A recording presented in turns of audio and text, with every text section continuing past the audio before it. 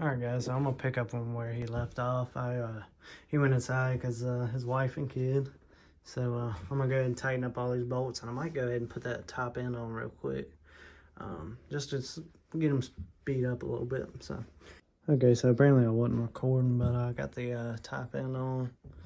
Well, the piston anyway. I tightened up all those screws that and these bolts he had done. So yeah, now I'm gonna get ready for the cylinder.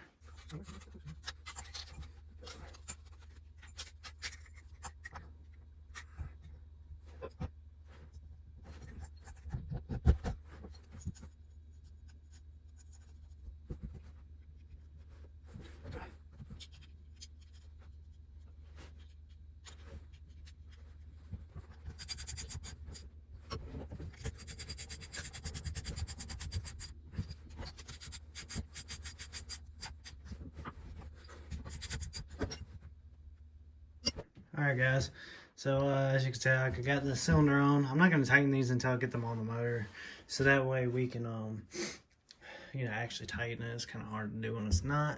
I went ahead and put the kickstart on just to make sure this was going to go.